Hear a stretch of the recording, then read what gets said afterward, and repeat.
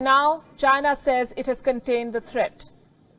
So it's closing down borders and opening up businesses. Fewer cases are being reported. Factories are up and running again. Businesses will take time to revive, but they have made a start.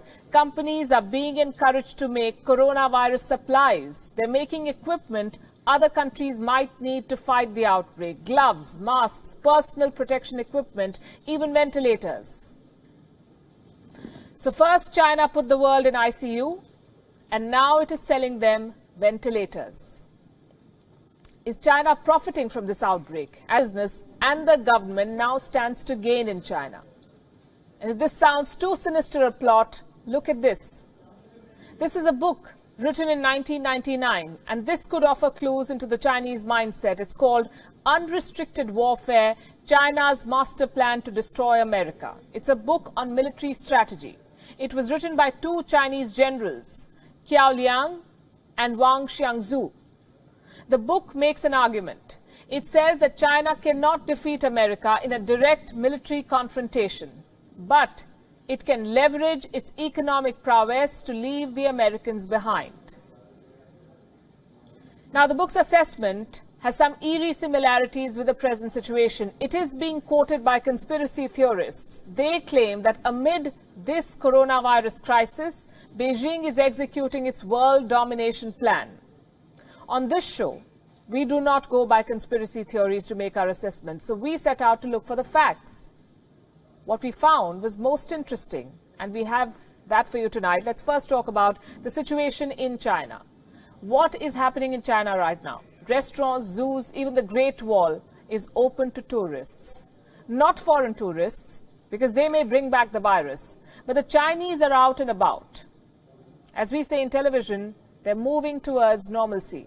Restrictions are being lifted, factories are coming back online, businesses have resumed in many parts of China. At this rate, China's businesses will be up and running in a few weeks. With the measures we have started to take, with the return of the work of the workers and the resumption of productive activities by the factories across the country, I think the Chinese economy is coming back to life. Coming back to life. They have a plan, revive the economy. What does this tell you? While major countries are struggling, China is already making a head start. China also has an interesting pattern. Look at this map.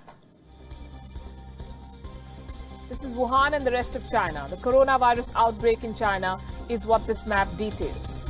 Now, some of the biggest cities in China were largely insulated from the outbreak. I say this is interesting because while the virus spread and unleashed chaos in the remotest corners of the world, it couldn't do much damage in China's top cities. I'll give you examples with numbers. Let's start with Beijing. Beijing has recorded more than 500 cases. 8 people died in the city. Do you know what's the population of Beijing? 2.15 crores. Shanghai reported 468 cases with 5 deaths. Shanghai has a population of 2.4 crores. Among the 10 most densely populated cities in the world, only 5 deaths, less than 500 cases. The point I'm making is that China's financial hubs have largely emerged unscathed from this crisis. They can bounce back quickly. They're boosting business by creating opportunities. What does the world need right now? Personal protection equipment, masks, they're in short supply. Guess who's filling the gap? Chinese companies, already at work to supply to the world. According to a report, almost 9,000 new manufacturers started producing masks in China this year. They began business in the first 2 months of 2020. China's daily mask production has crossed 116 million now. Many companies have overseas orders. They're selling outside China. One of the biggest companies is Dawn Polymer.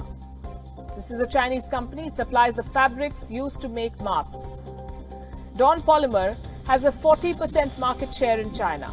And the value of its shares, the company's shares, has shot up by, listen to this, 417% since January. 417% in 3 months. The holdings of the company's founders now stand at a whopping $1.9 billion. The coronavirus crisis has only meant good news for their business. Here's another example of China creating opportunities from the crisis. Buying out distressed assets. Case in point, Australia. The Scott Morrison government is worried about Chinese companies taking over Australian businesses. Reports say Australia's Foreign Investment Review Board is now gearing up. Why? Because they fear takeover attempts from China. Distressed Australian businesses and assets are on China's radar. It's not just Chinese companies that stand to gain. Foreign companies based in China are also back in action. BMW's factories resumed operations in February itself, last month. Fiat Chrysler has also restarted production. Foxconn has resumed work in its mainland China factories. Foxconn manufactures for leading tech giants like Apple and HP. Tesla's factory in China is back online too, reportedly with help from local authorities. Members of the Chinese government allegedly helped Tesla secure key supplies. The Chinese government is going the extra mile to make sure businesses resume operations. In Shanghai, most foreign businesses are back in action. All foreign-funded enterprises have resumed operation, with an 80% employee return rate and a 70% business resumption rate. The overall situation is steadily improving. So while it sounds crass to say that a company or a country profits from a pandemic, these are the bitter facts. China exported a virus to the world. Now the world is sick and China is selling them the balm.